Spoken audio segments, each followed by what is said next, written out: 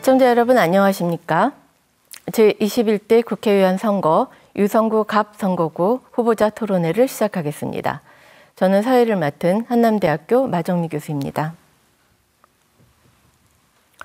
유성구 선거방송 토론위원회가 주관하고 대전 MBC가 중계하는 오늘 이 토론회는 후보자들의 정책과 공약을 비교하고 점검함으로써 유권자 여러분들이 앞으로 4년간 우리 지역을 위해 일할 일꾼을 선택하는 데 도움을 드리기 위해서 마련되었습니다. 오늘 토론회는 공직선거법 제82조 2 규정에 따라 초청 대상 후보자 2분을 모시고 진행합니다. 후보자의 좌석과 토록 순서는 사전 추첨에 의해서 배정되었습니다. 제 왼쪽에 앉은 후보부터 소개하겠습니다. 기호 2번 미래통합당 장동혁 후보 나오셨습니다. 안녕하십니까? 네, 기호 1번 더불어민주당 조승래 후보 나오셨습니다. 안녕하십니까? 본격적인 토론에 앞서 진행 방식을 알려드리겠습니다. 오늘 토론은 후보자들의 기조연설에 이어 공통질문과 정책 검증 토론, 후보자 주도권 토론, 그리고 마무리 토론으로 진행되겠습니다. 답변 순서는 사회자와 가장 가까운 곳에 앉은 후보부터 시작해서 왼쪽으로 돌아간다는 점 기억해 주시기 바랍니다. 발언 시간은 정해진 시간에 따라 엄격히 제한되며 발언 시간을 초과할 경우는 마이크가 자동으로 꺼지게 됩니다. 후보자들께서는 이 점 유의해 주시기 바랍니다. 그럼 본격적으로 제21대 국회의원 선거 유성구 갑 선거구 후보자 토론회를 시작하겠습니다.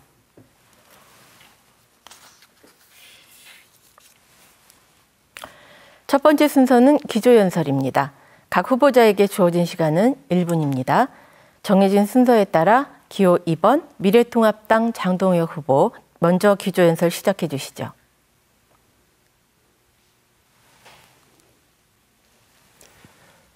존경하는 유성의 유권자 여러분, 코로나19와 침체된 경기로 얼마나 힘드십니까? 야당의 국회의원 후보로서 여당을 제대로 통제하지 못한 책임을 통감합니다. 경제, 외교, 안보 무엇 하나 만족스러운 것이 없습니다. 그럼에도 불구하고 여당은 야당이 발목 잡는다고 남탓만 하고 있습니다. 유성은 어떻습니까? 굵직한 현안 사업들이 제자리 걸음만 하고 있습니다. 그럼에도 불구하고 누구 하나 비판하고 통제할 사람이 없습니다. 책임지는 사람도 없습니다. 바꾸어야 하지 않겠습니까? 제대로 일할 사람, 발목 잡지 않고 타협할 것은 타협하고 제대로 비판할 사람을 국회로 보내주십시오. 다음으로 기호 1번 더불어민주당 조승래 후보 기조연설해 주시기 바랍니다. 존경하는 유성 구민 여러분, 안녕하십니까? 기호 1번 더불어민주당 조승래 후보입니다. 4년 전 저는 영광스럽게도 유성 구민의 선택을 받아 국회의원이 됐습니다. 일할 수 있는 기회를 얻게 됐습니다. 구민의 선택에 보답하고자 저는 지난 4년간 정말 성실하게 일했습니다. 유성의 집과 서울을 오가며 기차를 900번을 넘게 탔습니다. 시민단체 의정활동 평가, 충청지역 1위라는 좋은 평가도 받았습니다. 2년 연속 예결위원으로 활동하면서 대전 국비 3조 원 시대를 여는 데 기여했습니다. 이제 저는 국민들에게 다시 4년간의 시간을 허락받고자 합니다. 중단 없는 유성 발전을 위해서 저 조승래를 선택해 주십시오. 코로나19 종식과 경제위기 극복을 위해서는 강한 정부 여당이 필요합니다. 국민들께서 이번 선거를 통해 정부 여당에게 힘을 실어 주십시오. 감사합니다. 네, 기조연설에 이어 이번에는 지역 현안에 대한 공통질문을 드리겠습니다. 먼저 각 후보자들의 답변을 듣고 나서 두 후보자가 서로 보충 질문과 답변을 하는 방식으로 진행됩니다. 그럼 질문 드리겠습니다. 최근 언론 보도에 따르면 우리 지역 최대 현안 중 하나인 유성 복합터미널 조성 사업이 관련 사업자, 주주 간 갈등이 지속되며 차질을 빚고 있습니다. 10여 년간 제자리 걸음이었던 유성 복합터미널 건설 사업은 지난 2019년 7월 건축 허가 이후에도 착공이 지연되고 있어 지역 경제 활성화 차원에서 해결이 시급한 실정입니다. 지연된 유성터미널 조성 사업을 활성화시키기 위한 방안을 각자 말씀해 주시기 바랍니다. 답변 시간은 2분입니다. 순서에 따라 더불어민주당 주승래 후보부터 답변해 주시기 바랍니다. 예, 유성 복합터미널은 우리 대전과 유성의 오래된 수건 사업입니다. 유성 구민들의 기대도 컸고 또 그만큼 아쉬움도 큽니다. 저도 지역에 사는 사람으로서 같은 마음을 갖고 있습니다. 공사가 비록 다소 늦어지고는 있습니다만 이 사업이 저는 정상적으로 추진될 것이라는 확신을 갖고 있습니다. 아시는 것처럼 유성복합터미널은 주차장, 터미널, 복합환승센터, 행복주택, 유성보건소 등이 복합되어 있는 공간입니다. 이 공간에서 지금 현재 지연되고 있는 것은 주차장과 터미널 부분입니다. 아시는 것처럼 세종과의 BRT 연결을 위한 공사들은 지금 진행되고 있고 이게 월드컵대로로 연결이 되고 있습니다. 또 한편으로는 복합환승센터를 만들기 위한 노력도 진행되고 있고 관련된 국비 예산을 제가 400억 정도를 확보해서 사업에 힘을 보태기로 했습니다. 또 유성구 보건소는 착공이 돼서 이제 거의 완공 단계에 이르렀습니다. 그리고 지난번에 사업자 선정 과정에서 문제가 발생했을 때 제가 대전시와 대전시 도시공사에게 토지 매입을 우선 해라라고 얘기를 했고 대전도시공사가 600억 상당의 돈을 들여서 토지 매입을 이미 해놓은 상태입니다. 터미널과 주차장을 제외한 나머지들은 잘 진행되고 있습니다. 이제 앞으로 터미널과 주차장 부지를 어떻게 빨리 신속하게 만들어 나갈 것인가를 결정하고 신속하게 집행해야 합니다. 지금 현재 사업자 내부에 문제가 있습니다만 아직 시간을 좀 보고 지켜볼 문제도 있을 것 같고요. 결국 이 문제가 유성 구민의 뜻에 따라서 신속하게 진행되도록 같이 노력해 나가도록 하겠습니다.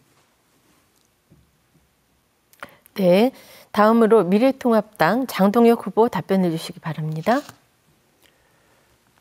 유성터미널 문제는 조승래 후보가 말씀하신 것처럼 대전 시민과 유성 구민의 수건 사업입니다. 그런데 오랫동안 제자리 걸음을 하고 있습니다. 맨 처음 두 번의 사업자 선정 과정에서 행정적인 미숙이 있었습니다. 그로 인해서 많은 시간을 버렸습니다. 세 번째 사업자 선정을 했지만 그 또한 지금 사업이 제대로 진행되지 않고 있습니다. 다행히 최근에 대전시에서 PF 성사 기한인 4월 10일까지 PF를 일으키지 못하면 계약을 해제하고 공영개발로 가겠다는 입장을 발표한 것으로 알고 있습니다. 문제는 공영개발로 간다고 할 때 그렇다면 왜 맨 처음부터 공영개발로 하지 않았는지, 지금 공영개발로 간다면 재원 조달은 어떻게 할 것인지 여러 가지 문제가 남아 있습니다. 어찌되었건 지금 사업자가 선정돼 있는 상태이고 계약 관계가 계속되고 있기 때문에 4월 10일 PF가 일으켜지지 않는다 하더라도 계약 해제 기간까지 합치면 4월 말은 돼야 이 사업의 방향이 어떻게 갈지 결정이 날 것 같습니다. 그 이후에 사업을 원점에서 재검토한다 하더라도 이번에는 제발 주민들의 의견과 전문가들의 의견을 제대로 들어서 처음부터 방향을 제대로 설정하고 어떻게 가는 것이 올바른 것인지 한번 신중하게 검토해서 사업을 진행해야 한다고 생각을 합니다. 또한 계약이 해제된다면 지루한 법정 공방이 이어지지 않을지에 대해서도 사전에 충분하고 면밀한 검토가 있어야 된다고 생각을 합니다. 네, 두 후보의 답변 잘 들었습니다. 이어서 상대 후보의 답변에 대해 서로 보충 질문과 답변을 해주시면 되는데요. 질문 시간은 30초, 답변 시간은 1분 30초입니다. 먼저 장동혁 후보의 답변에 대해 주승래 후보가 보충 질문해 주시기 바랍니다. 예, 공영개발에 대해서 말씀을 해주셨는데 네. 혹시 그 후보께서 갖고 계신 공영개발에 대한 혹시 보관이 있으면 좀 말씀을 좀 해주시기 바랍니다. 지금 대전시에서 이제 공영개발로 간다고 했는데 제가 어떤 공영 개발에 대한 보관을 현재 가지고 있다는 것보다 제가 의문을 가지는 것은 지금 이렇게 민간 개발 사업이 제대로 진행되지 않으니까 이제 공영 개발로 전환을 한 것이고, 그러면 지금으로서는 이제 공영 개발이 보다 합리적이고 타당한 사업 추진 방향이라고 이제 대전시에서는 판단하고 있는 것이 아니겠습니까? 그렇다면 왜 처음부터 공영 개발로 가지 못했는지, 그러면 재원이나 다른 문제들이 있었기 때문에 공영 개발로 가지 못했을 것인데, 지금은 그렇다면 그런 문제들이 다 해결됐기 때문에 공영 개발로 간다는 것인지, 그런 모든 문제들이 보완됐는지, 이제 그런 부분에 대해서 충분히 검토가 이루어지고 그러한 발표를 했는지에 대해서 제가 이제 의문을 갖는 것입니다. 만약에 그런 것들이 충분히 검토되지 않았다면 공영 개발로 간다 하더라도 이 사업은 다시 난항에 부딪힐 수도 있고 또 지연될 수도 있다라고 하는 이제 우려에서 이제 그런 말씀을 드렸습니다. 예. 네, 이번에는 주승래 후보 답변에 대해 장동혁 후보가 보충 질문해 주시기 바랍니다. 예.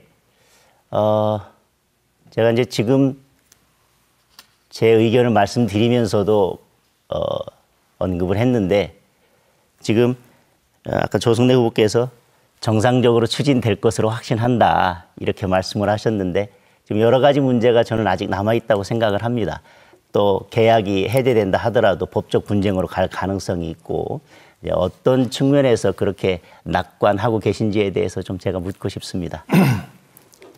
예, 제가 앞서 말씀드린 것처럼 이 복합 터미널 문제는 이제 주차장, 터미널, 그리고 복합 환승센터, 예. 그다음 BRT 연결도로, 유성구 보건소, 그리고 행복주택 등이 이렇게 복합되어 있는 곳입니다. 그런 측면에서 지금 현재 그 부지에, 그 공간에 투자되어 있는 재원은 국비, 시비, 구비 다 합쳐서 한 1,100억 정도가 됩니다. 이미 토지 매입을 해놓은 상태고 600억 정도의 돈을 들어 토지 매입을 해놓은 상태이고요. 이것도 제가 2차 사업자가 제대로 사업을 하지 못하고 포기하는 상황이 생겼을 때 제가 대전시와 대전도시공사에게 사실상 공영 개발을 하기 위한 준비를 위해서 토지 매입을 우선 해놔라라고 제가 촉구를 했고, 그 결과 이제 토지 매입을 도시공사가 해놓은 상태였던 겁니다. 뿐만 아니라 그 복합 환승센터를 만들기 위해서, 또 BRT 연결도로를 만들기 위해서 한 400억 가까이 되는 국비를 제가 확보를 해서 관련된 공간들을 위한 연결도로 사업을 했다는 말씀을 드리겠고요. 유성구 보건소는 이미 지금 그 건설이 진행돼서 거의 이제 완공 단계에 들어섰습니다. 그래서 제가 드리는 말씀은 터미널과 주차장 문제만 해결을 하면 되기 때문에, 나머지 공간은 구성이 어느 정도 다 끝났기 때문에 이 문제에 대해서는 대전시가 신속하게 직접 개발하는 방식으로, 직접 터미널과 주차장을 건설하는 방식으로 검토를 좀 해야 된다는 말씀을 드린 것이고, 이거에 대해서는 다들 공감할 거라고 생각합니다. 네. 자, 이번 순서는 정책 검증 토론입니다. 각 후보자가 2분 동안 각각 공약과 소속 정당의 정책, 지역 현안 등에 대해서 발표한 이후에 후보자들 간에 상호 토론하는 방식으로 진행됩니다. 순서에 따라 미래통합당 장동혁 후보부터 시작해 주시죠. 경제가 어렵습니다. 소득 주도 성장은 실패했습니다. 또 주택, 부동산 정책도 지금 많은 문제점을 가지고 있습니다. 기업과 개인의 자유가 나라를 강하게 만드는 원천입니다. 자유시장 경제 질서를 다시 회복하고 그를 통해서 나라의 부를 키우고 자영업자와 소상공인을 살려내겠습니다. 잘못된 검찰개혁과 사법개혁을 바로잡겠습니다. 공정성과 객관성이 담보되는 교육제도를 마련하겠습니다. 유성에서 제대로 진행되지 않고 있는 현안 사업들을 조속히 추진하겠습니다. 교도소 이전을 조속히 추진하고 구 충남방적 부지와 연계해서 4차 산업단지를 만들겠습니다. 청년 벤처타운도 만들고 미래형 스마트 도시도 만들겠습니다. 또 도안 IC 신설이나 도안대로를 조속히 완공하는 등 교통 인프라도 갖추겠습니다. 미래 인재 육성센터를 만들어서 4차 산업, 5차 산업을 선도할 미래 인재를 육성하겠습니다. 무엇보다 유성의 경제가 말이 아닙니다. 관광특구의 명성이 무색해졌습니다. 관광 활성화를 위한 근본적인 대책을 마련해서 유성의 경제를 살리겠습니다. 먼저 지금 말씀드린 여러 가지 큰 공약들을 제외하고 나머지 공약들은 제 선거 공보물에 자세히 나와 있습니다. 잘 사는 유성, 교육 1번지 유성을 만들겠습니다.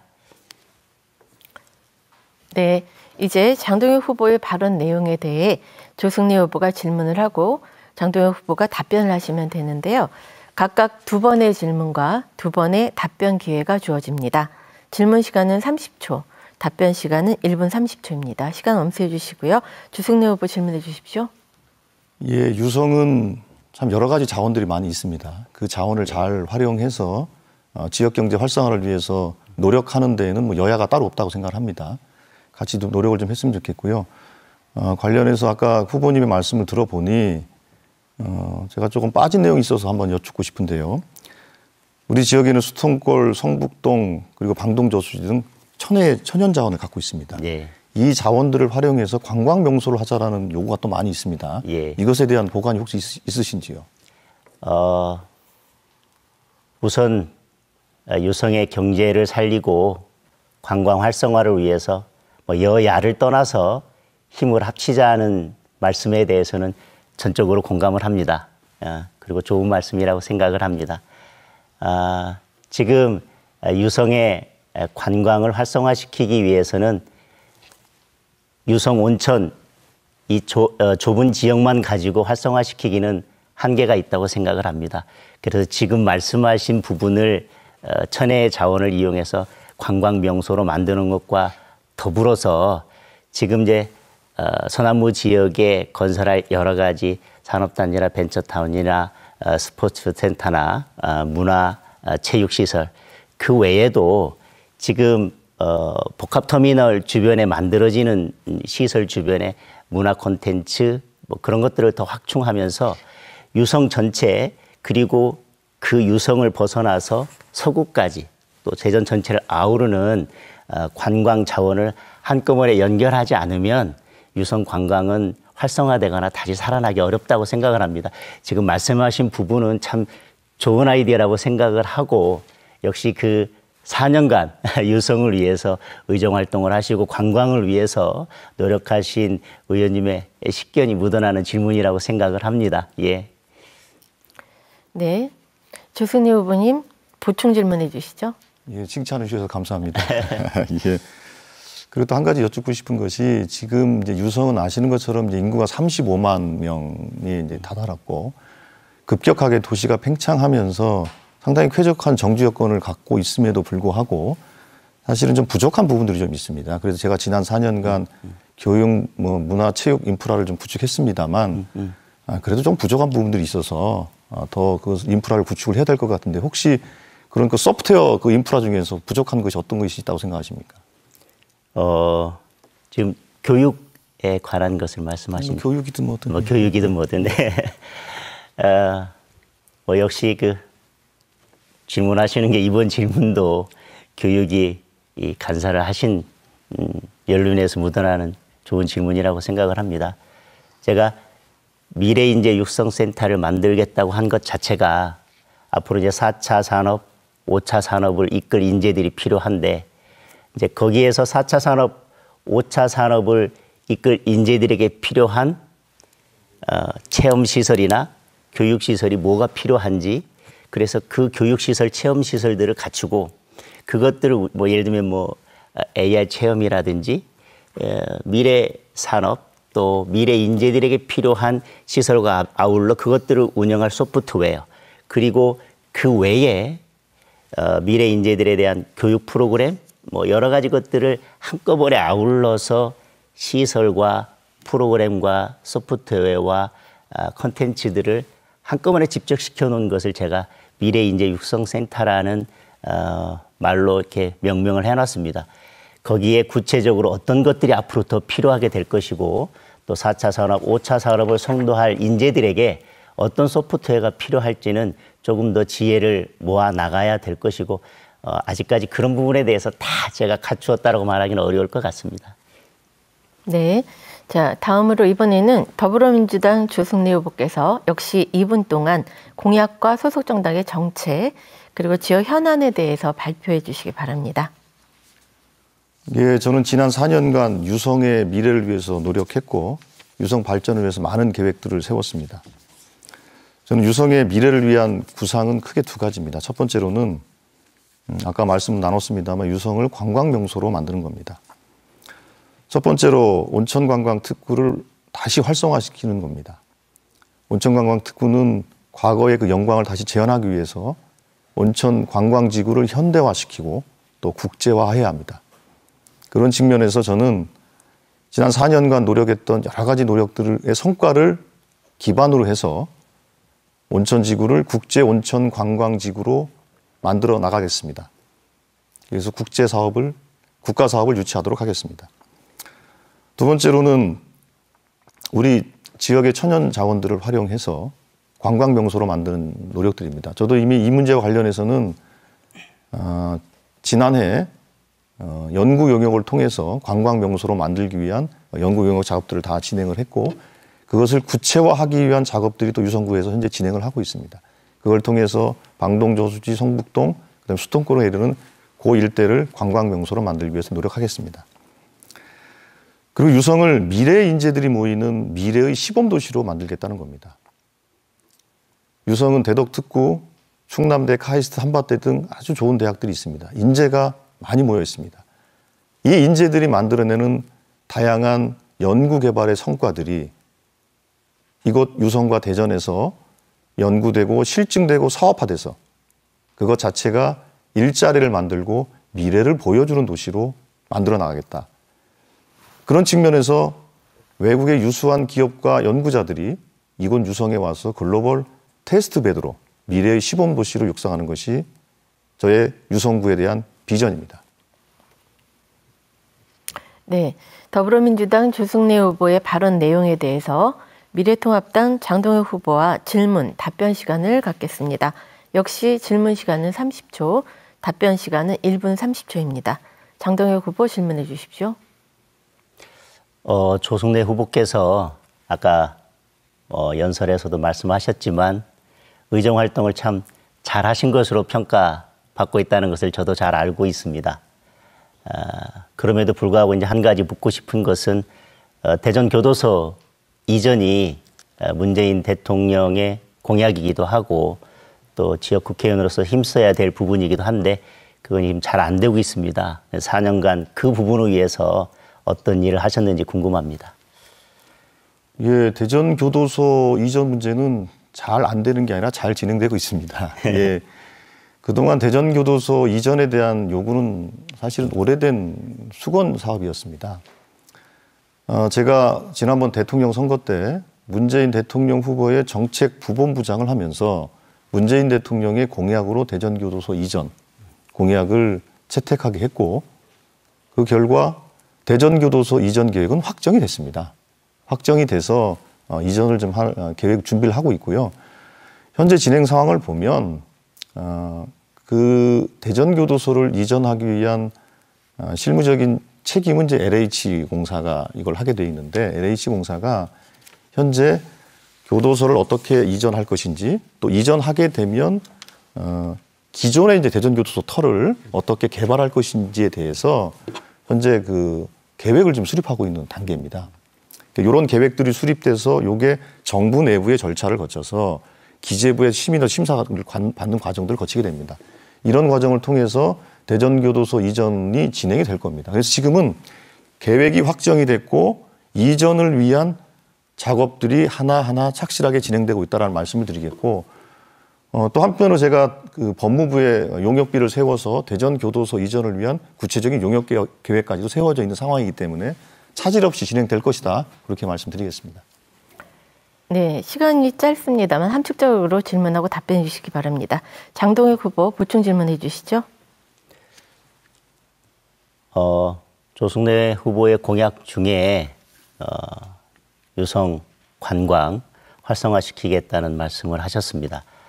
뭐 4년 전에도 이제 그와 비슷하게 계룡 스파텔을 중심으로 해서 뭐 테마파크나 어쨌든 유성 온천이라고 하는 관광 자원을 활용해서 활성화할 수 있는 방안에 대해서 말씀하셨는데 4년간 그 부분에 대해서 좀 진척이 있는 부분이 있으면 말씀해 주셨으면 좋겠습니다. 예, 제가 지난 4년간 노력했던 것에 대해서 간단하게 좀 소개를 드리면 복명동에 그 명품 카페거리 조성하는 사업들이 있습니다. 이 사업 예산이 한 70억 정도인가요? 그렇게 좀 기억이 되는데요. 그렇게 이제 사업들을 좀 진행을 하는 게 있고, 그래서 그 일대가 상당히 깔끔하게 좀 단장이 되어 있습니다. 또 한편으로는 온천 관광 활성화 사업이라는 것들이 있어서 그 사업들이 좀 진행이 돼서 한 40억 정도 규모의 예산이 확보돼서 그 일대를 좀 정비를 했고요.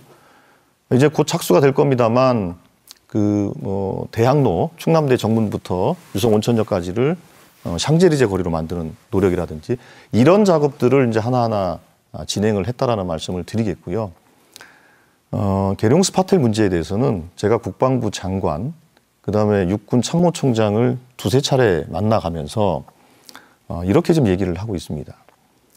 국군 휴양시설을 현대화시키자. 현대화시켜서 그게 군인 및 군인 가족들에게도 명소가 되게 하고 우리 유성 온천 관광지구에도 명소가 될 수 있도록 하자. 그래서 이런 내용들이 다 포함돼서 온천지구를 국제온천 관광지구로 하자라는 제안이 제가 이제 들어가는 것이고요. 그런 측면에서 4년 전에 공약을 좀 더 업그레이드 했다. 그렇게 말씀을 드리겠고요. 이 관련된 계획들을 국토연구원과 제가 같이 쭉 진행을 했고요. 곧 결실을 맺도록 열심히 하겠습니다. 네, 잘 들었습니다. 이번에는 후보자 주도권 토론을 진행하겠습니다. 각 후보자는 5분간 주도권을 갖고 자유롭게 토론을 해주시면 되는데요. 원활한 토론을 위해 질문이나 답변은 가능하면 1분 이내로 해주시고 주도권 토론을 하실 때는 타 후보에 대한 비방이나 인신공격은 삼가해 주시기 바랍니다. 정책과 공약 위주로 토론해 주시기 바랍니다.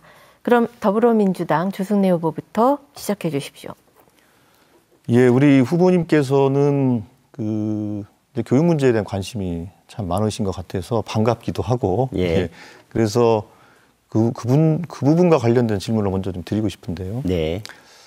우리가 교육 문제를 바라볼 때 전 국민이 이제 교육 전문가라고 얘기하지 않습니까? 네. 그래서 이제 저는 교육 문제를 얘기할 때 제일 중요한 게 도대체 교육이 어떤 문제가 있다고 우리가 진단을 해야 될 것이냐. 이제 그게 사실은 제일 중요한 문제라고 생각합니다. 그런 측면에서 우리 후보님께서는 현재 대한민국의 교육이 어떤 문제가 있다라고 혹시 진단을 하시는지에 대해서 말씀을 좀 해주셨으면 고맙겠습니다. 조국 전 장관 사태에서도 보는 것처럼 많은 국민들이 대학 입시나 또 뭐 그 이후에 법학 전문대학원으로 이제 진학하는 과정, 그런 과정들에서 과연 학생 개인의 오롯이 학생 개인의 능력으로만 평가가 되고 그것이 합격 여부를 결정하는지에 대해서 많은 의문을 가지고 있습니다. 그만큼 객관성과 공정성에 대해서 국민들이 의문을 가지고 있는 것이기 때문에 일단 우선 저는 우리 교육에 있어서 그 부분이 지금 현재로서는 개선해야 될 가장 큰 문제점이라고 생각을 하고 있습니다. 그러니까 객관성과 공정성의 문제를 들으신 것 같고요. 그러니까 실제로 지금 이제 우리나라 교육이든 전 세계적인 차원에서 이게 시대 변화가 급격하게 진행되고 있어서 전체 이제 교육의 방향이라는 게 이제 객관성, 공정성이라는 측면뿐만 아니라 창의성이라는 측면이 매우 중요하게 제기되고 있지 않습니까? 그런 측면에서 혹시 우리 아이들이 또 우리 교육을 정말 창의적인 교육으로 만들어 나가기 위해서 혹시 어떤 고민이나 뭐 대안을 갖고 계신 게 있는지 궁금합니다.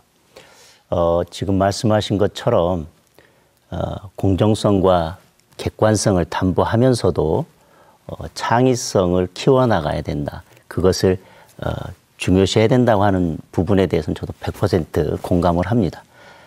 그런데 지금 이제 정부의 정책을 보면 뭐 특목고나 자사고나 그런 부분들에 대해서 조금 후퇴하는 그런 이제 교육 제도를 구상하고 계신데 저는 오히려 그런 부분들, 특목고나 자사고나 그런 부분들에 있어서 교육의 수월성, 창의성을 바탕으로 하는 부분은 그대로 남겨두고 또 일반고는 일반고대로 일반고의 교육 수준을 높여야 되는 그런 정책 방향으로 나아가야 된다고 생각을 합니다. 그리고 학생들의 창의성을 높이는 부분은 뭐 취학 전부터 고등학교, 대학교까지 전 교육 과정에서 창의성이라고 하는 부분을 두고 교육 프로그램과 교육 과정을 그렇게 운영해야 되는 문제이지 그것이 교육제도 하나만으로 해결되는 것은 아니라고 그렇게 생각합니다.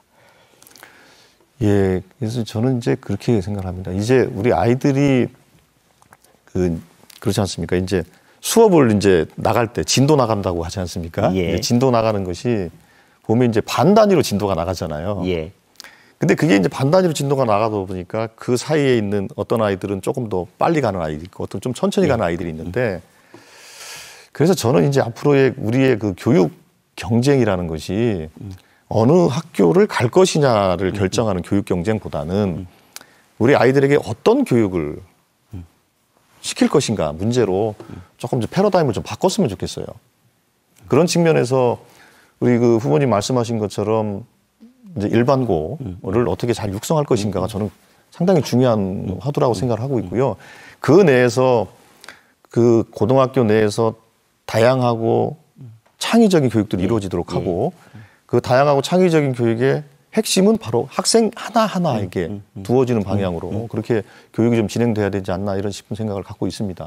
그래서 예. 아마 동의하실 거라고 보는데. 어이구, 지금 이렇게 말씀하시는 걸 보니까 역시 교육위원회 간사를 하신 그런 경험도 있고 또 우선은 뭐 지금 상대 후보냐 아니면 당이 다르냐를 떠나서 교육에 대한 그리고 학생 개개인을 인격적으로 어떻게 교육할지에 대한 깊은 고민이 묻어나서 교육에 관심이 있는 저로서도 참 이렇게 기쁩니다. 그리고 그 부분에 대해서는 저도 전적으로 동의를 합니다. 예. 예. 앞으로 같이 유성 지역의 교육 발전을 네. 위해서 같이 노력해 갔으면 좋겠습니다. 그러겠습니다. 예. 예. 네, 다음은 미래통합당 장동혁 후보가 주도권을 행사할 차례입니다. 시간은 역시 5분입니다.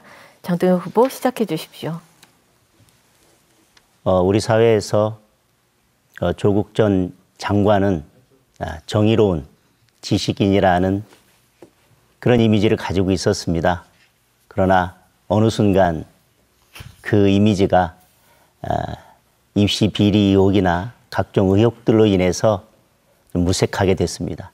무색하게 됐을 뿐만 아니라 많은 국민들이 분노했고 많은 젊은이들이 절망을 했습니다.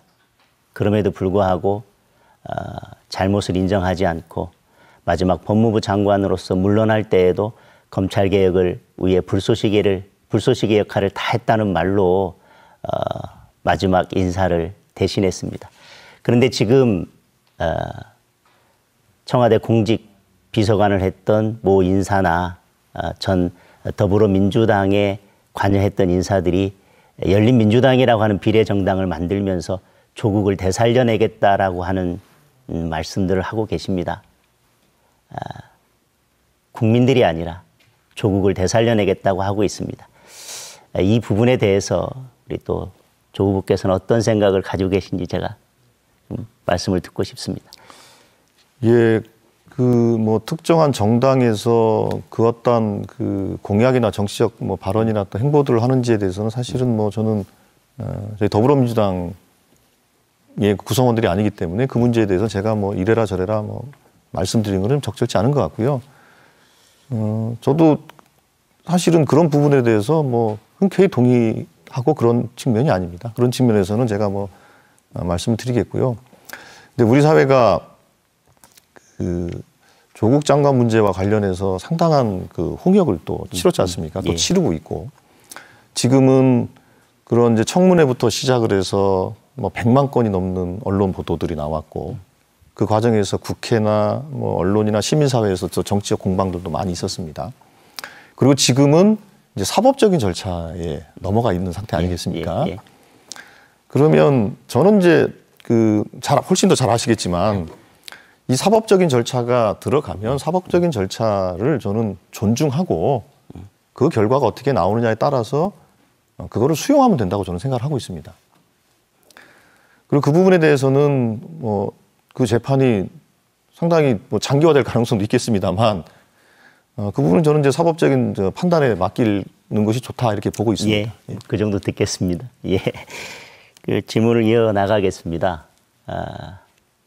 작년 10월 28일 더불어민주당 이인영 원내대표는 이제 공정을 말하면서 이제 공수처가 필요하다고 역설을 했습니다.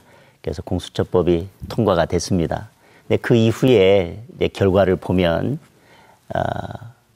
윤석열 검찰총장이 집권당 또는 정부에 대해서 검찰의 칼날을 겨누자 아까 말씀드렸던 모 인사가 윤석열 검찰총장이 공수처의 수사 대상이 될 것이다 라고 말씀하시면서 마치 윤석열 검찰총장이 공수처 수사의 1호가 될 것처럼 말씀을 하시고 또 그 이후에는 울산 선거 개입 사건이 불거지자 추미애 법무부 장관이 들어서서 검찰 수사 라인을 다 교체했었습니다. 예전에 안태근 전 검찰국장이 서지현 검사에 대해서 인사조치를 했다고 하는 것이 직권남용이다. 또 적폐다 그래서 기소를 했었는데 이제 그랬던 지금 이제 집권 또는 정부가 이러한 조치를 하는 것은 검찰에 대해서 재갈을 물리거나 검찰권을 장악하려는 의도가 아닌지 그거에 대해서 후보자님의 의견을 듣고 싶습니다. 예, 지금 이제 문재인 정부가 검찰권을 장악하려고 했으면 검찰이 저렇게 행보를 할 수가 없겠죠. 그거는 거꾸로 검찰을 정말로 법과 제도 위에서 움직이게 하기 위해서 저희 문재인 정부와 더불어민주당은 그렇게 움직이고 있다 이렇게 말씀을 드리겠고요. 또 다른 측면에서 보면 국민들은 검찰의 비대해진 권력에 대한 국민적 견제와 감시에 대한 요구도 많이 있습니다. 그런 측면에서 검찰개혁 얘기가 나왔고 검찰의 무소부의 권력을 어떻게 하면 그 민주적 통제를 할 것인가가 핵심적인 거라고 저는 생각했습니다. 그런 측면에서 검찰과 경찰의 수사권 조정이 나온 것이고 공수처 설치가 나온 것이라고 생각합니다. 이 두 가지에 대해서는 국민들의 적극적인 지지와 성원이 있었다고 생각을 하고 저희들은 그 성원에 보답했습니다. 네, 이어서 이번에는 두 번째 공통질문을 드리겠습니다. 첫 번째 공통질문과 마찬가지로 먼저 각 후보자들의 답변을 듣고 나서 두 후보자가 서로 보충 질문과 답변을 하는 형식으로 진행됩니다. 그럼 질문 드리겠습니다. 최근 국토교통부가 공시한 공동주택 공시가격 변동률에 따르면 유성구의 공동주택 공시가격 변동률이 16.3%로 전국 평균 5%대, 대전 14%에 비해 높게 나타났습니다. 이렇게 공시가격이 오르면 세금 부담이 커져 주택 보유자에게는 부담이 아닐 수 없는데요. 하지만 부동산 규제 정책으로 집값이 안정화되면 무주택자와 실소유자 입장에서는 내 집 마련의 기회가 늘어 부동산 양극화를 줄일 수도 있습니다. 후보자가 생각하시는 실수요자를 위한 부동산 정책 방향에 대해 말씀해 주시기 바랍니다. 답변 시간은 2분입니다. 순서에 따라 미래통합당 장동혁 후보부터 답변해 주시기 바랍니다. 주택 가격의 문제는 비단 유성구만의 문제는 아니라고 생각을 합니다. 지금 정부가 지난 2월 20일 날 19번째로 기억합니다. 19번째 추가적인 부동산 정책을 내놨습니다. 그것은 또 달리 말하면 그간의 18번의 부동산 정책이 아주 강력했던 12, 16 정책을 포함해서 18번의 부동산 정책이 제대로 실효를 거두지 못하고 있다는 반증일 수도 있습니다. 지금 이 정부가 단계적으로 규제 정책을 강화하다 보니까 국민들의 내성이 커졌습니다. 그리고 다주택자에서 1주택자나 무주택자에 대해서까지 규제가 확대되었습니다. 그리고 점차 서울에서 수도권으로 그리고 지방으로 부동산 가격이 올라가는 풍선 효과가 나타나고 있습니다. 수요라고 하는 것은 없어지는 것이 아니라 이동하는 것입니다. 부동산 가격을 제대로 잡을 수 있는 가장 중요한 방법은 수요가 많은 곳에 양질의 주택을 공급하는 것이고, 그리고 기본적으로는 주택 가격을 수요와 공급에 따라서 시장이 결정하도록 만들어야 되는 것이지, 규제의 방향대로 가격이 형성되도록 한다면 부동산 시세가 교란될 수밖에 없습니다. 그리고 그렇게 교란된 부동산 시세는 부동산 정책의 방향이 바뀌면 그 후폭풍이 올 수밖에 없습니다. 지금 규제를 강화하고 또 강화하고 또 강화하는 이 정책은 이제는 거의 주택 거래 허가제 수준까지 나아가고 있다고 볼 수 있습니다. 공급을 늘리는 것이 방법이라고 생각합니다. 네, 다음으로 더불어민주당 조승래 후보 답변해 주시기 바랍니다. 예, 최근에 대전과 유성의 집값이 상승하는 것은 여러 가지 이유가 있을 것입니다. 투기적 가수요가 몰린 면도 있을 것이고, 또 갭 투자로 인한 것도 있을 수 있고요. 근데 근본적으로는 저는 두 가지 이유가 있다고 생각합니다. 첫 번째로는 정주 환경이 유성과 대전이 많이 개선이 되면서 정주 환경이 좋아지게 되면 아무래도 이제 부동산 가격의 상승으로 또 가는 부분도 또 일부 있습니다. 그런 측면에서 그런 게 하나 있었다고 보고 있고요. 두 번째는 한동안 그 대전 지역에는 이제 아파트 공급이 사실은 좀 없었습니다. 그래서 이제 공급이 좀 부족했던 것이죠. 그래서 공급 측면에서는 그런 측면이 있어서 그렇게 해서 부동산 가격이 좀 상승했다라고 보고 있습니다. 그 정부는 그 문제에 대해서 그 유성과 대전의 이 부동산 가격의 상승이 어느 정도 수준인가를 봤을 때 실제로 이제 뭐 과열지구나 뭐 이런 식으로 지정을 할 단계는 아니라고 판단을 한 것이고, 그런 측면에서 아직까지는 지금 이제 모니터링을 쭉 하고 있는 상황이라고 보고 있습니다. 근데 저는 이렇게 묻고 싶습니다. 수도권과 특히 이제 수도권으로 대표되는 강남의 이 부동산 가치가 지나치게 높습니다. 이 부분은 국가 경쟁력을 갉아먹고 있고, 실제로는 그 투기 수요로 인한 불로소득으로 많은 또 이득을 취하는 분들도 있습니다. 이 문제를 해결해야 합니다. 이 문제를 해결하기 위한 가장 확실한 방법은 국가의 균형 발전입니다. 국가의 균형 발전을 통해서 전국 어디에 살더라도 정말로 정주 여건이 쾌적하고 교육과 문화, 치안 등등 이런 것과 관련된 수요가 충족이 될 때 부동산 가격은 안정될 것이라고 보고 있고, 국가 균형 발전을 위해서 노력해야 된다 이렇게 생각하고 있습니다. 네, 두 후보의 답변 잘 들었습니다. 이어서 상대 후보의 답변에 대해 서로 보충 질문과 답변을 해주시면 되는데요. 질문 시간은 역시 30초, 답변 시간은 1분 30초입니다.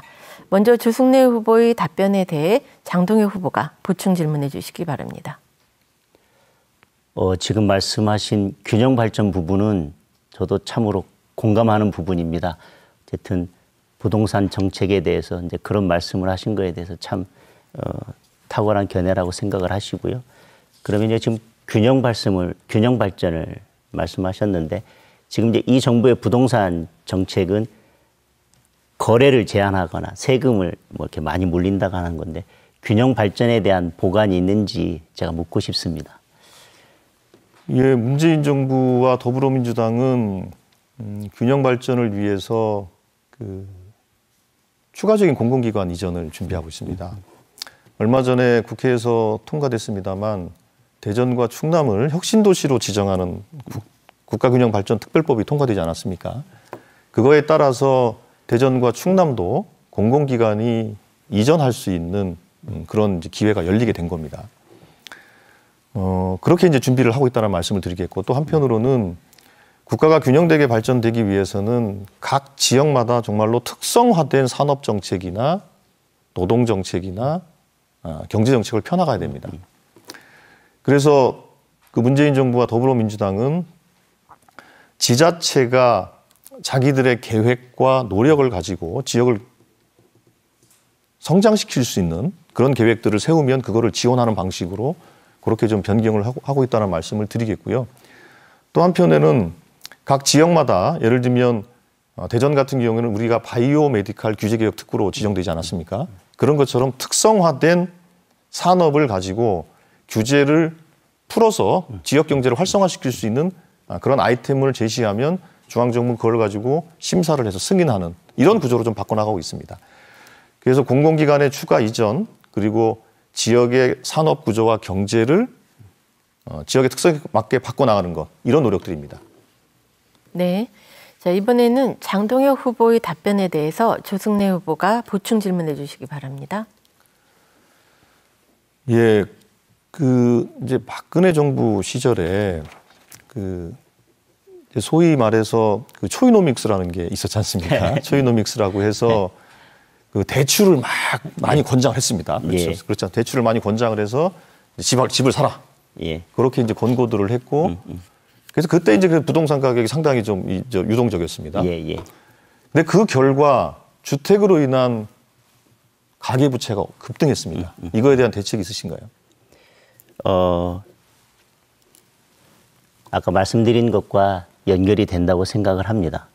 지금 말씀하신 것처럼 특별히 수요가 없는데 경기를 부양하기 위해서 부채를 내서라도 집을 구매해라라고 하는 것은 또 다른 역효과를 가져올 수 있다고 생각을 합니다. 그 부분에 대해서는 제가 아까 말씀드린 기본 기조에 의하면 어쨌든 시장을 국가가 나서서 간섭을 한 것이기 때문에 이제 그로 인한 어떤 부작용도 있을 수 있다고 생각을 합니다. 그래서 제가 아까 말씀드린 것은 부동산 시장은 국가는 수요 공급에 맞추어서 시장 질서에 따라서 가격이 형성되도록 놓아주되 필요한 곳에 양질의 주택을 공급해야 됨에 있어서 불필요한 규제가 있다거나 재개발 재건축에 어떤 제한이 있다거나 불필요하게 그린벨트가 많이 묶여 있다거나 그런 부분에 있어서는 국가가 풀어서 공급을 늘릴 수 있도록 도와줘야 되지만 과도한 규제 또는 지금 말씀하신 것을 포함해서 대출을 내서 집을 구입해라라고 하는 것도 사실은 저는 일종의 국가의 개입이라고 생각을 하고요. 근데 그런 부분들이 자꾸 부동산 시장의 가격을 교란시키고 있다고 생각을 합니다. 네, 잘 들었습니다. 이번에는 다시 후보자 주도권 토론입니다. 각 후보자는 5분간 주도권을 갖고 자유롭게 토론을 진행해 주시면 되는데요. 원활한 토론을 위해서 질문이나 답변은 가능하면 1분 이내로 해주시고 주도권 토론을 할 때는 정책과 공약 위주로 진행해 주셨으면 좋겠습니다. 두 분 다 점잖은 분들이시라 비방이나 인신공격은 없을 것 같습니다. 그럼 미래통합당 장동혁 후보께서 시작해 주십시오. 지금 유성에 그 장대 삼거리 교차로가 있습니다. 이제 그 부분에 교통량이 많이 늘어나고 병목 현상이 있기 때문에 2016년 행복청과 대전시가 그 부분에 대한 문제 해결을 위해서 이제 교차로를 입체로 할 것인지 평면으로 할 것인지에 대한 검토를 하다가 이제 당시에는 이제 입체 교차로로 가는 듯 했습니다. 그러나 다시 이제 대전시에서 사업을 검토를 하면서 이제 평면 교차로로 바뀌게 되었는데 물론 그 부분에 대해서 또 다시 주민들의 반발이 있어서 지금 다시 이제 재검토 단계에 들어가고 있는 것으로 알고 있습니다. 지금 그렇게 진행되는 과정에서 이제 그런 여러 가지 사정들을 또 조 후보께서 다 파악하고 계신지에 대해서 일단 간단하게 답변을 해주셨으면 좋겠습니다. 이제 거기를 이제 그 평면으로 할 것이냐 입체로 할 것인가에 대해서는 여러 가지 얘기들이 있었습니다. 있었고 그거에 대해서 선호하는 방식도 또 있었고요. 그런데 이제 저는 그렇게 생각합니다. 정치하는 사람들이 그러니까 그 삼거리가 이제 결국 사거리가 되는 거 아니겠습니까? 삼거리가 사거리가 되는 건데 그랬을 때 그거를 이제 고가 방식으로 하는 게 맞는 것인지 아니면 그냥 평면으로 하는 게 맞는 것인지에 대해서는 교통량이라든지 또 그 인근 지역의 그 환경이라든지 이런 것들을 정말로 전문적이고 기술적으로 검토해서 결론을 내면 된다고 생각을 하고 있습니다. 그래서 저는 대전시가 그것과 관련된 여러 가지 검토와 검증 과정을 좀 거쳐서 평면 교차로를 하는 것으로 저는 의사결정을 했다고 생각을 하고요. 그건 이미 이제 의사결정이 끝난 상태로 저는 알고 있고 그 과정에서 자꾸 문제 제기가 있어서 제 차, 3차 혹시 그런 문제가 그 문제 제기하시는 분들의 그런 문제 제기가 타당한지 아닌지에 대해서 검토하고 재검증하는 과정들은 있었습니다만 네, 네. 그거는 이제 평면교차로로 결정된 것으로 알고 있고요. 저는 대전시의 이 전문적이고 기술적인 검토 결과를 저는 존중합니다. 어떤 행정기관이 행정의 전문성을 가지고 정책과 의사결정을 할 때 뭐 정치인으로서는 일단 그 부분을 존중하되 다만 그런 것들이 제대로 합리적으로 또 지역 주민의 의견이 제대로 반영이 돼서 또 그런 걸로 인해서 또 소외되거나 피해받는 주민이 없도록 또 감시하고 통제하는 것은 또 지역구 국회의원의 또 한 역할이 아닌가 그런 생각을 합니다.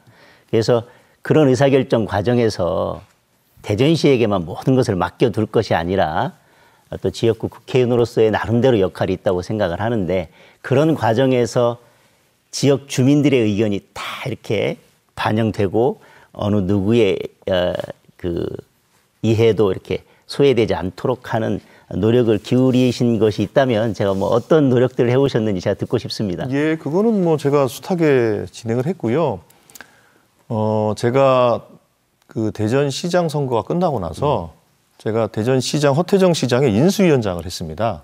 인수위원장을 하면서 그때 이제 다양한 정책 제안들을 이제 받게 되는데 그때 이제 그 입체 교차로에 대한 요구가 있어서 인수위 차원에서 그 전문가들 불러서 의견도 듣고 검토를 충분하게 했고요. 또 한편으로는 그 평면 교차로를 주장하는 또 지역 주민들도 있어서 그분들하고 간담회도 여러 차례 했고, 그래서 저는 그 의견들을 잘 들어서 대전시에게 이런 의견들이 있으니 혹시 그 우리가 결정하는 이 과정에서 전문가들의 의견 또 지역 주민들의 의견들을 잘 수용을 해서 좀 검토를 해달라는 요청을 제가 수차례 했고요. 그래서 그 수차례 한 결과에 대해서 저는 그 결과를 존중한다 이렇게 말씀을 드리는 겁니다. 예, 알겠습니다.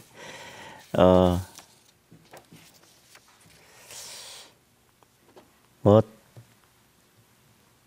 지금 중앙당의 공약을 보더라도 이 정부의 탈원전 정책은 기조를 계속 유지하고 있는 것 같습니다.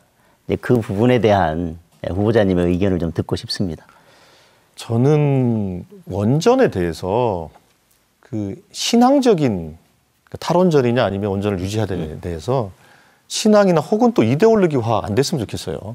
인류가 에너지원을 사용하게 된 과정을 보면 처음에는 그냥 소위 우연하게 그렇죠. 불을 발견하고 또 어떨 때는 나무를 떼고 하지 않았습니까? 에너지원은 인류의 문명이 발달하고 기술이 발달하는 것에 따라서 바뀝니다. 그래서 이 원전도 절대 불변할 것이 아니고요. 또 이 문제에 대해서도 또 거꾸로 그걸 또 악마시하는 것도 저는 타당하지 않다고 생각하고 있습니다. 저희 생각은 그렇습니다. 예. 네. 자, 다음은 더불어민주당 조승래 후보가 주도권을 행사할 차례입니다. 시간은 역시 5분입니다. 조승래 후보 시작해 주십시오.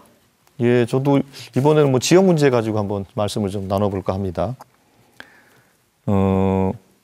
제가 이제 그 공약을 쭉 보니까 뭐 아주 훌륭하게 많이 준비를 좀 하셨는데 조금 이제 생활 밀착형 공약이 좀 부족하지 않나 싶은 생각이 들어서 그거 관련된 말씀을 여쭙고자 합니다.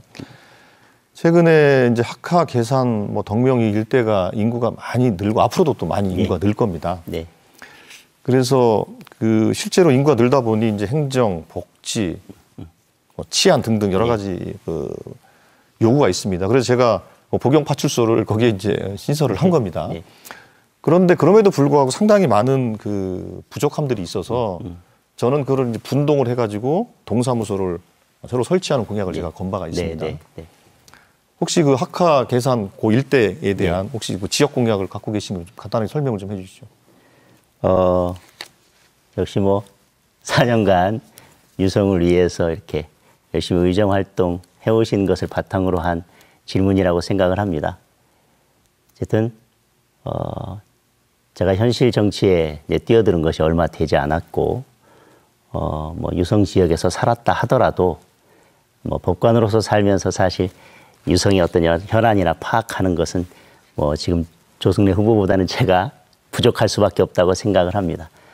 다만 제가 공약을 만들면서 국회의원은 그냥 국가 전체의 정책을 이끌어가고 입법을 하는 사람이기도 하고 또 지역의 큰 사업들, 그러나 그 큰 사업들이라고 하는 것은 뭐 법률의 개정이 필요하거나 국가적인 예산을 이렇게 필요로 하는 경우에 국회의원이 나서야 된다라고 생각을 합니다. 그래서 제가 공약을 만들면서 대전시나 또 유성구에서 추진하는 여러 가지 사업들을 보고 그 중에서 국회의원으로서 내가 국가적 차원에서 도움을 주거나 뭐 법안이나 이런 것들이 필요하거나 그런 부분에 대해서만 이제 공약을 했고요. 조 후보님처럼 생활 밀착형 공약에 대해서 많은 것들을 준비하지 못한 것은 사실입니다.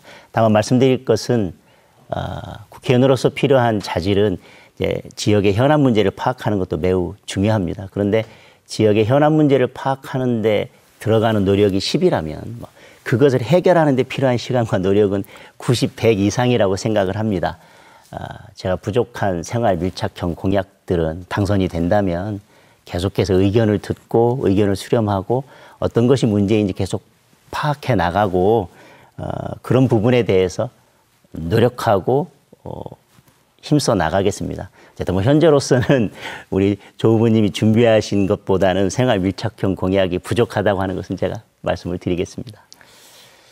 예, 그 조금 전에 이제 후보님께서 말씀하신 것처럼 실제로 이제 국회의원은 주권자인 국민을 대리해서 또 대표해서 국회에 가서 관련된 입법이나 제도화를 하고 또 예산을 또 확보하는 것이 가장 큰 임무 아니겠습니까? 그런 측면에서 실제로 이제 제가 말씀드린 이제 동사무소의 뭐 설치라든지 이런 부분들은 그리고 아까 제가 소개해드린 파출소 신설 문제 같은 경우에는 실제로는 다 그게 국유재산 예 관련된 다 이 또 중앙정보 협의를 마쳐야 되고요.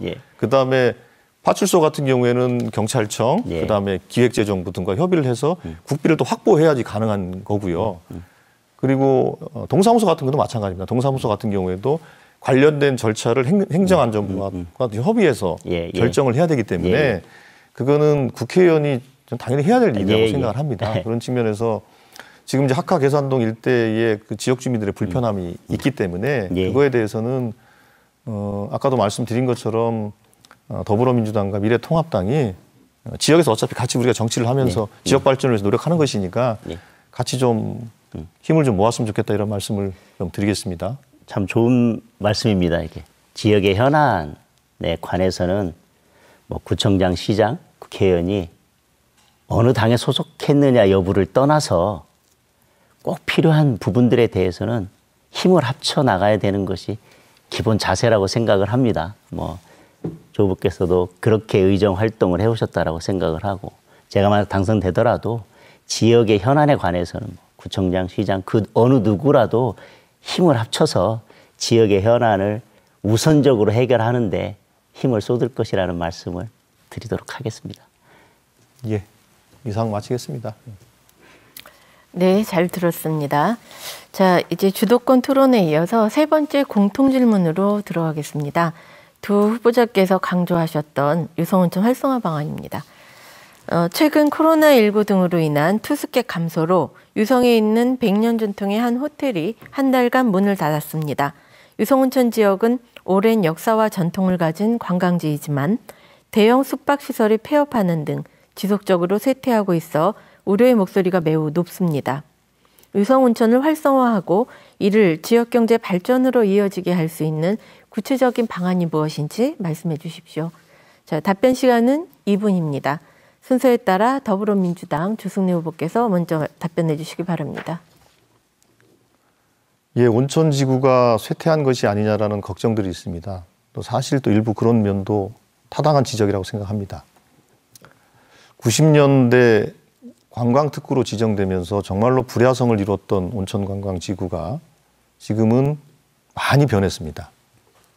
과거에 상업시설로 또 혹은 호텔로 있었던 그런 공간들이 지금은 이제 주거시설로 바뀌었습니다. 도시형 생활주택으로 대거 바뀌면서 우리 이제 복명동 일대가 이 온천관광지구가 과거에는 관광지 또 유흥지 이 개념에서 지금은 주거와 상업 또 관광이 복합되어 있는 공간으로 바뀌었습니다. 그리고 또 한편으로는 그 주변 지역을 보더라도 이미 20여 년 전에 노은 신도시가 형성이 됐고 이쪽으로는 10여 년 전부터 또 도안 신도시가 형성되기 시작했습니다. 이 온천 지구를 중심으로 해서 그 안팎이 상당한 변화를 가져왔습니다. 이런 측면에서 우리는 이런 조건 속에서 온천 관광 지구에 대한 활성화를 우리가 고민해야 합니다. 제가 지난 4년간 명품 카페거리 조성, 온천 관광 활성화 사업들, 그다음에 충남대와 유성 온천역 사이의 샹젤리제 거리 등 빛의 거리 등등 조성하기 위한 여러 가지 노력을 했습니다만, 이런 노력들은 부분 그 온천 관광 지구를 조금 더 개선하는 정도의 일이었다고 생각을 합니다. 그래서 저는 장기적으로 국토연구원에게 용역을 주어서 이 관광지구를 어떻게 활성화시킬 것인가에 대한 계획을 세웠고, 그 계획의 결과 국제온천관광지구 사업이라는 국가사업을 만들어냈습니다. 이 국가사업을 공모를 통해서 유치해야 합니다.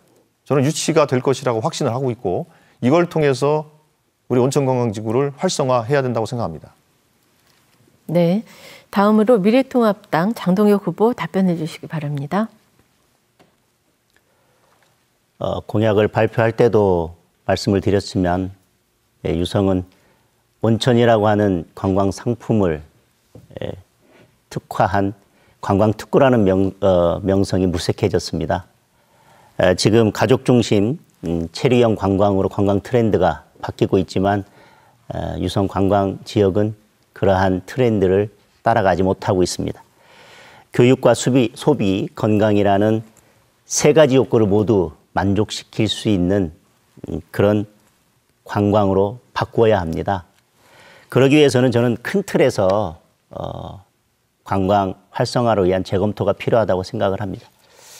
좀 세계적인 추세에 맞추어서 관광청을 신설해서 유성뿐만 아니라 관광사업 활성화에 대한 노력을 기울여야 된다고 생각을 합니다. 그리고 유성온천을 한류문화 내지 온천 관광 거점 도시로 선정해서 관광을 활성화할 수 있는 획기적인 전환을 모색해야 된다고 생각합니다. 그럼 말씀드렸지만 건강이나 또 교육, 미용, 관광 이런 것들을 결합한 상품들을 만들 수 있는 노력이 필요하다고 생각을 합니다. 그리고 우선은 관광이 활성화되기 위해서는 유성에 편리하게 찾아오고 또 편리하게 머물 수 있도록 교통 인프라와 숙박 시설이 갖추어져야 되는데, 저보도 말씀하셨다시피 관광 호텔이나 이런 관광 시설이 사라지고 주거 시설이 들어오는 것에 대해서는 안타까움을 금할 수가 없습니다. 그리고 앞에도 말씀드렸던 유성 자체가 미래형 도시가 되어야 국민들이 다른 지역에서 찾아오는 유성이 될 거라고 생각합니다. 네, 두 후보의 답변 잘 들었습니다. 이어서 상대 후보의 답변에 대해서 서로 보충 질문과 답변을 해주시면 되는데요. 질문 시간은 30초, 답변 시간은 1분 30초입니다. 먼저 장동혁 후보의 답변에 대해 주승래 후보가 보충 질문해 주시기 바랍니다. 예, 우리 후보님의 그 말씀을 들으면서 좀 눈에 이제 번쩍 뜨이는 말씀이 있어서 여쭙겠습니다. 관광청을 만들겠다고 말씀을 하셨는데, 관광청이 그걸 어떻게 이제 만드시겠다라는 생각이시고, 또 그 역할은 무엇인지에 대해서 조금 소상하게 좀 설명을 좀 부탁드리겠습니다. 지금 우리 행정부처 중에서는 관광만을 담당하는 기구는 없습니다. 그런데 일본이나 대만, 싱가포르, 뉴질랜드 그리고 유럽이나 동남아 여러 나라에서 관광만을 담당하는 관광청을 따로 두고 관광 산업을 총괄하고 관광 상품을 개발하고 관광 어느 지역을 어떻게 관광 지역으로 개발할지에 대한 그 역할들을 관광청에서 집약해서 하고 있습니다. 그래서 이제 우리나라도 다른 사업들보다도 관광 사업이나 서비스 산업 이런 부분들에 대해서 눈을 돌리고 거기에서 부가가치를 창출해야 된다고 생각을 하는데, 그러한 관광 산업을 총괄하고 기획하고 앞으로 우리나라의 관광 산업이 어떻게 나아가고 어떤 관광 상품을 개발하고 또 어떻게 연결해 나가야 될지, 그리고 관광산업의 활성화를 위해서 어떤 법과 어떤 제도적 지원 이런 것들이 필요한지에 대해서 좀 장기적인 플랜과 장기적인 안목을 가지고 전문가들이 모여서 전문적인 일을 해낼 수 있는 그런 별도의 행정기구가 필요하다는 입장에서 관광청 신설을 말씀을 드렸습니다. 네, 이번에는 조승래 후보 답변에 대해 장동혁 후보가 보충 질문해 주시기 바랍니다. 아까 그 국제 온천 관광 산업에 대해서 말씀을 하셨는데, 이것은 기본적으로 유성구에서 추진하고 있는 사업이 아닌가 생각을 합니다. 그래서 유성구에서 전체적으로 계획을 하고 이제 그 사업들을 전체적으로 이제 추진하고 있는데, 유성구에서 추진하는 그 사업에 관련해서 조 후보께서 어떤 역할을 했는지가 좀 궁금합니다. 예, 그 전에 이제 그 관광청은 그러니까 중앙정부 차원의 관광청을 말씀하시는 제안이군요. 예, 알겠습니다. 그 국제온천 관광지구 사업은 제가 작년에 그 국토연구원과 함께 도시지역 온천 관광 활성화 방안이라는 연구 용역을 제가 예결위 개수조정위원으로 있으면서 그 용역비를 이제 국토연구원에 줘서 그 용역비를 기반으로 해서 도심 지역의 온천 관광 활성화를 어떻게 해야 될 것인가. 그 타겟은 이제 유성이었습니다. 예, 그렇게 해서 쭉 그 작업을 진행했고, 제가 그 과정에서 우리 지역의 이제 그 관광협의회 등과도 협의를 하면서 그 내용을 이제 가다듬게 된 겁니다. 가다듬어서 그 가다듬은 결과 국제 온천 관광지구를 정해서 온천을 정말로 하나의 좋은 관광 자원으로 만들기 위한 노력들을 하자라는 것이 이제 국가 사업으로 결정되게 됐고, 그 과정에서도 제가 2년 연속 예결위원을 하면서 작년 그 예산 결산 심사하는 과정 속에서 문체부 또 기재부를 설득을 해서 180억짜리 사업을 만든 겁니다. 그렇게 만들어서 그걸 가지고 지금 이제 이 공모를 좀 진행을 하는데, 그럼 제가 만든 것이기 때문에 제가 유치하도록 하겠습니다. 네. 이어서 마지막 주도권 토론을 진행하겠습니다. 각 후보자는 5분간 주도권을 갖고 자유롭게 토론을 진행하시면 되는데요. 앞서와 마찬가지로 질문이나 답변은 가능하면 1분 이내로 해주시고 정책과 공약 위주로 토론해 주시면 되겠습니다. 그럼 더불어민주당 조승래 후보부터 시작해 주십시오. 예, 이번에는 그 계층별 공약에 대해서 간단하게 한번 여쭙고 싶은데요. 저는 이제 어르신들과 관련해서 어르신들의 그 복지, 일자리 이 문제를 어떻게 할 것인가에 대해서 고민을 하다가 유성구 노인회와 각 정당의 그 지역위원회나 아니면 시의원, 구의원들과 함께 해서 노인 정책을 같이 고민할 수 있는 정책협의회 같은 것들을 구성해서 하면 참 좋겠다. 이제 그런 제안이 있었고, 저는 그거에 대해서 당연히 그렇게 하시면 좋겠습니다라고 이렇게 말씀을 좀 드렸습니다. 그렇게 진행할 생각이고요. 예. 또 한편으로는 결국은 어르신들의 일자리 문제가 제일 중요하지 않습니까? 알다시피 그 연금 생활하시는 분들은 좀 상대적으로 좀 덜 하시지만 연금을 수령하기 어려우신 분들도 있지 않습니까? 예. 그런 분들의 경우에는 일자리가 정말로 중요합니다. 그래야 노인의 빈곤율을 낮출 수가 있기 때문에, 그래서 어르신 일자리를 확충하겠다라는 공약. 그리고 세 번째로는 위성 지역에 거의 200개 가까이 되는 그 경로당이 있지 않습니까? 네. 그 경로당을 유성의 그 특성에 맞게 정보통신, ICT를 활용해서 ICT 경로당으로 만들어 나가겠다. 그게 이제 제가 가지고 있는 약속입니다. 혹시 그 우리 후보님께서는 어르신과 관련된 공약을 어떤 게 있으신지? 일단 기본적으로 미래통합당 중앙당에서 민간형 노인 일자리를 2배 확대하겠다는 공약을 가지고 있습니다. 그리고 어르신들의 건강이나 또는 연금 개혁 이런 것들을 통해서 어르신들의 경제적인 부분을 지원하겠다는 공약을 가지고 있습니다. 다만 지금 우리 조 후보께서 말씀하신 것처럼 정보통신 ICT를 이용한 경로당이라든지 그런 지역 공약에 대해서는 저도 참 이렇게 기발한 아이디어라고 생각하고 좋은 공약이라고 생각을 합니다. 미처 뭐 이런 부분까지 제가 다 감안해서 어르신들의 경로당이나 복지를 향상할 수 있는 세세한 공약까지는 준비하지는 못했지만 이런 부분에 대한 공약에 대해서 저도 적극 공감을 하고 당선된다면 지금 말씀하신 것들을 잘 제가 염두에 두었다가 어른들을 위해서 저도 함께 노력하겠다는 말씀을 드리겠습니다.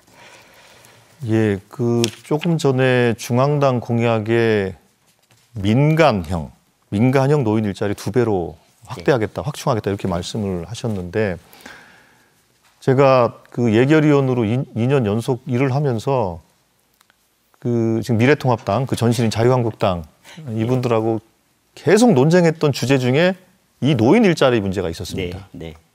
그건 뭐였냐면, 그러니까 일자리는 당연히 민간에서도 만들어지고 공공부문에서도 만들어집니다. 네. 그렇지 않습니까? 그런 측면에서 어르신들을 위한 공공형 일자리를 조금 늘려나가는 거에 대해서 미래통합당은 계속 반대를 해왔어요. 예. 근데 제가 이제 우리 이제 노인회라든지 노인복지관이라든지 이런 데 가서 어르신들하고 대화를 하다 보면 정말로 필요한 일자리들이 많고 그게 그 어르신들의 이 노후의 삶에 정말로 활력소가 되는 예산들인데 이거는 좀 많이 좀 늘려줬으면 좋겠다는 요청이 오히려 많습니다. 예. 그래서 그 민간형 일자리라는 것이 어떤 의미인지 사실은 제가 좀 궁금하고요.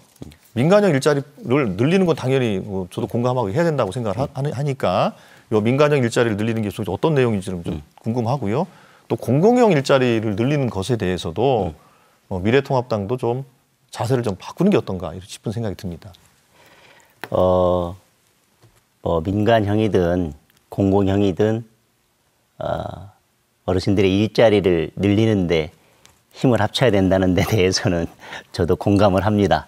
그리고 뭐 공공형 일자리라고 해서 이건 잘못됐다 그렇게 할 것은 아니고 지금 말씀드리는 것은 공공형에 너무 집중돼서 일자리가 늘어나는 것은 조금 정책적으로는 한쪽으로 편중된 것이 아닌가 그런 말씀을 드리는 거고요. 중앙당에서 뭐 청년이든 어르신이든 일자리를 늘린다고 하는 것은 기본적으로 기업이나 소상공인 이런 기업들의 숨통을 트이면서 전체적으로 일자리를 늘려나갔다고 하는 것의 한 축입니다. 네. 자, 다음은 미래통합당 장동혁 후보가 주도권을 쥐고 행사할 차례입니다. 시간은 역시 5분입니다. 장동혁 후보 시작해 주십시오. 예, 한국경제신문에서 2월 20일부터 21일까지 이제 여론조사를 한 것을 보면 유권자의 59%가 정부의 경제 운영을 잘못하고 있다 이렇게 평가를 한 것으로 나와 있습니다. 또 이 정권의 경제 상황이 나빠졌다는 게 이제 52.1%고요. 또 좋아졌다는 것은 14.4%입니다. 그리고 소득주도 성장으로 이제 2년 동안 국가 재원을 100조 원 가까이 투입했는데 이제 2019년 경제 성장률이 이제 2%입니다. IMF 이후로는 이제 최저인데 3년간 3.2%, 2.7%, 이제 2.0%까지 낮아졌습니다. 그리고 이 2.0%도 정부 기여도가 한 1.5%가 되고 민간 기여도는 한 0.5%에 불과합니다. 이러한 이제 수치들로 볼 때 이 정부가 처음부터 유지해왔고 앞으로도 크게 이제 그 변경시킬 가능성이 없는 소득 주도 성장이라고 하는 경제 정책의 기본 방향이 옳은지에 대해서 의문을 가질 수밖에 없습니다. 이 부분에 대한 후보자님의 생각이 어떤지 궁금합니다. 예, 그 이제 소득 주도 성장이라는 것이 갖는 이제 부정적인 이제 이미지가 있을 겁니다. 이제 최저임금의 급격한 인상이라든지 이런 부분일 텐데요. 근데 전 세계의 유수한 그 경제학자들은 다들 이렇게 얘기합니다. 실제로 성장의 과실을 개인이 가져야 됩니다. 가계가 또 가져야 됩니다. 근데 지금은 아시는 것처럼 우리나라도 상당히 지속적인 성장을 해왔습니다만 그 성장의 과실이 과연 개인과 가계에 오고 있느냐 아니면 기업에게 축적되고 있느냐에 대해서 이제는 가계와 개인의 소득을 늘려주는 방향으로 성장이 돼야 된다라는 것에 대해서는 그 누구도 반론을 펴는 사람들이 없을 거라고 봅니다. 그런 측면에서 네, 그러면 성장의 과실이 누구에게 돌아갈지의 문제는 이제 차치하고라도 그러면 성장의 과실이 모든 사람에게 더 돌아가는지 아니면 전체적으로 봤을 때 성장의 과실이 어떤 사람은 20, 30이 줄고 나머지 사람은 10밖에 늘지 않았다면 그것은 국가 전체적으로 경제적인 측면에서 부정적으로 평가할 수밖에 없는 게 아닌가. 그건 어떻게 생각하시는지. 지금 이제 경기 상황은 아까 이제 후보님도 말씀하셨습니다만 이제 전 세계적으로 좀 성장이 정체되어 있는 상황입니다. 작년에 대한민국의 경제 성장률이 2.0%라고 2.0% 나왔지 않습니까? 근데 OECD 국가 중에서 2.0% 이상 한 나라가 사실 몇 개 없어요. 미국이 2.3%고 중국이 뭐 한 6%쯤 되겠죠. 아마 한 4-5개 국가를 제외하고는 다 우리나라보다 성장률이 다 낮습니다. 그거는 전 세계적인 추세의 영향도 있다라고 보고 있고요. 아까 말씀드렸지만 이제 그 2% 중에서는 사실상 정부 기여도가 1.5% 아닙니까? 그리고 민간이 이제 0.5%고요. 그래서 과연 그 2.0%가 다른 나라와 이렇게 1대1로 비교할 수 있는지에 대해서는 제가 의문입니다. 근데 그 부분에 대해서는 그 IMF나 OECD 등에서 딱 찍어서 그 재정 정책을 적극적으로 해라라고 한 나라가 대한민국과 독일입니다. 그래서 그 대한민국과 독일을 딱 찍어서 재정 정책을 확대하라고 얘기했던 건 뭐냐면 대한민국은 소위 정부 부채 수준이 한 40%, 그러니까 약간 안 되는 수준이었습니다. 작년도 예산을 편성할 때. 근데 지금은 이제 추경 등을 해서 40% 조금 넘은 것으로 돼 있고요. 독일이 한 70%쯤 됩니다. 미국은 100% 훨씬 넘어가고요. 일본은 뭐 200% 넘습니다. 그런 측면에서 대한민국의 이제 재정 건전성이 있으니 그거에 대해서 적극적으로 공공부문의 재정 확대 정책을 통해서 뭔가 침체된 경기를 좀 활성화시키라는 권고가 있었던 것이고요. 그 노력들은 비단 대한민국뿐만 아니라 독일, 미국, 일본 다 마찬가지로 그렇게 하고 있습니다. 적극적인 재정을 펼치라고 하는 것이 경제에 있어서 정부 주도로 나가라는 것과는 조금 다를 수 있지 않겠습니까? 기업을 위해서 적극적으로 국가가 재정 정책을 펼 수도 있을 것인데 그것을 IMF나 이런 데서 적극적으로 재정 정책을 펴라라고 하는 것이 정부에서 모든 경제 정책을 이끌고 나가고 모든 것을 정부 주도로 해나가라고 하는 것과는 저는 다르다고 생각을 당연한 합니다. 말씀입니다. 그래서 지난번에 그 일본하고의 경제 전쟁을 할 때 우리가 소재, 부품, 장비 등을 지원하기 위해서 대기업과 중소기업에게 정책 자금이나 재정 지원을 통해 가지고 그 국산화를 했던 좋은 사례가 있지 않습니까? 네, 후보자들의 토론 잘 들었습니다. 이제 토론회를 마무리할 시간이 되었습니다. 후보자 두 분께 마무리 연설 시간을 드리도록 하겠습니다. 다양한 주제를 다루긴 했습니다만 미처 다 하지 못한 말씀이 있으시다면 정리해 주시기 바랍니다. 연설 시간은 2분입니다. 순서에 따라 미래통합당 장동혁 후보부터 먼저 마무리 연설해 주시기 바랍니다.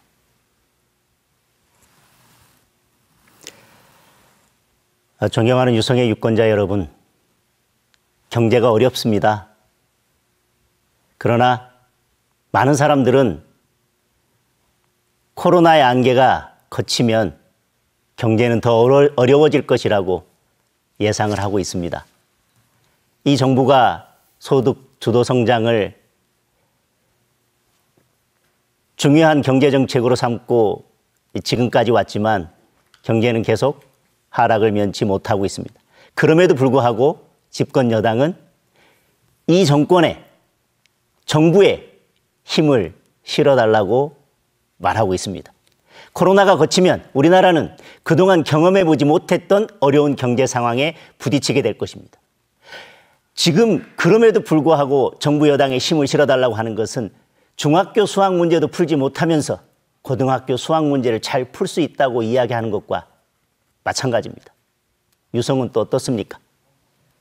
굵직한 현안 사업들이 제자리 걸음을 하고 있고 유성의 경제는 지금 매우 어려운 상황이 됐습니다. 그럼에도 불구하고 뚜렷한 대안이 없습니다. 바꿔야 하지 않겠습니까?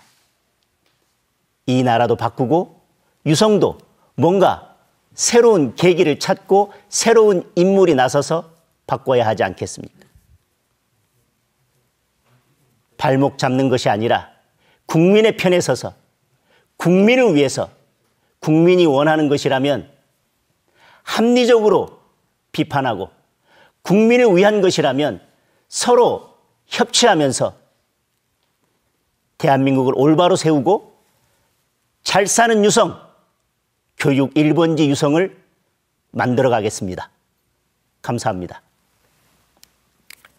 네, 다음으로 더불어민주당 조승래 후보 마무리 연설해 주시기 바랍니다.